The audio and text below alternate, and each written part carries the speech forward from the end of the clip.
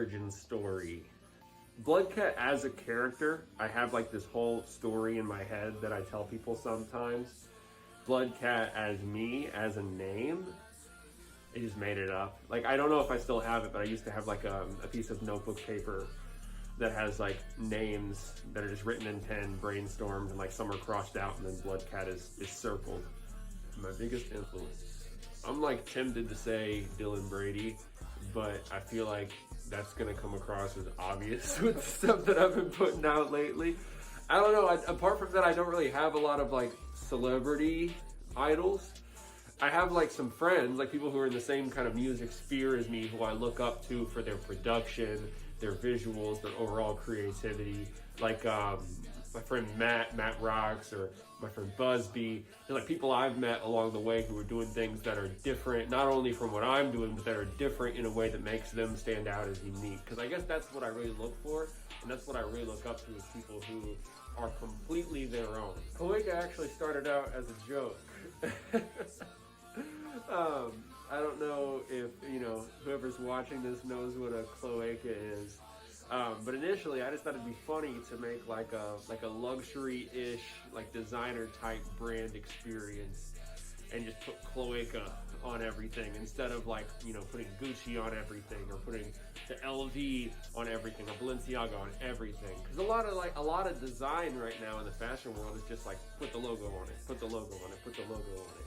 And so I wanted to do that with the word Cloaca. Initially, it was just for me, and then people like it, which is cool. I'm glad people like it. Like it's allowed me to do some really new and interesting things. And the way that I see it now that it's not just like a little in-joke between myself and a couple other people, it's an opportunity to bring fashion and music together in a new way. Because, and I've talked about this a little bit before, but musicians, of course, are always wearing the latest designer. They're always doing like cross-brand promotions and things like that.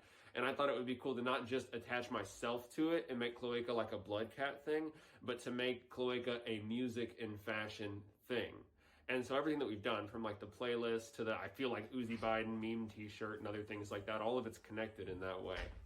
I don't know that I have like a go-to process. The album I just released, it was like, because I was producing all of it, it was like months and months of work and build up and anticipation.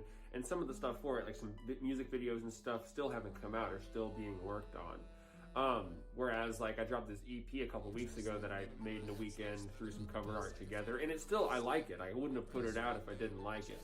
But there is no like set timeline or process. Sometimes I'll like actually write a song, like write the lyrics to a song, and then either reach out to a producer to find an instrumental that's going to work with it, or put something together myself. Sometimes it starts with a melody. Sometimes, a lot of times with my like more hype songs, it starts with just like a bar or a hook that I think is catchy or funny or interesting, and then just kind of piecing the rest together from there. So I don't know that there's like a set process. It's a little bit different for every song, every EP, every album, depending on the kind of energy, mood, and idea that I'm going for. And whether it's going to be, a big, story-driven release, or whether it's just going to be, a song about milk. I've always got something coming up.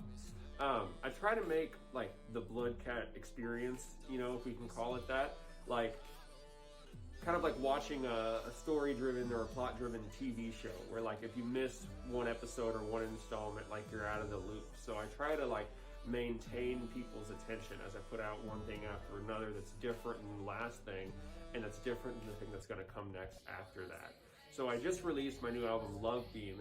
I produced the entire thing myself. It's my most ambitious experimental project yet. My favorite track is the first track on the album, Snake Eyes. I think the reason that I like that song so much, and the reason that I'm proud of the album as a whole, is that it's not just about like being funny or catchy or something. It's really probably one of my darkest albums.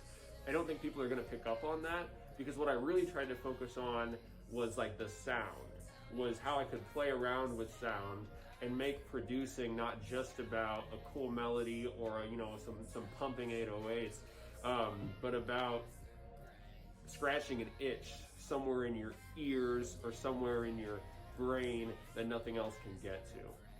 So that's out. What's next is Bloodcat 4.0, which I'm actually wearing the 4.0 mask getup right now. So this is like an exclusive sneak peek preview thing for whoever's watching this, which is pretty cool. But no, I've got some new music coming out throughout the rest of this month. New Bunny Cat, which is just kind of like it's an alternate persona thing where I make a lot of indie music, coming every Wednesday this month. And then a couple new Friday drops, I think the second to last in the last week of this month. And then we're just going from there. I'm honestly really excited to have this album out and to be able to move forward with releases from here, because like I said, it's been months, so this feels like a new chapter, like a new era in what I'm trying to do. And I think that mindset comes through in everything that I'm making, in terms of music, in terms of the videos, in terms of everything about my approach right now.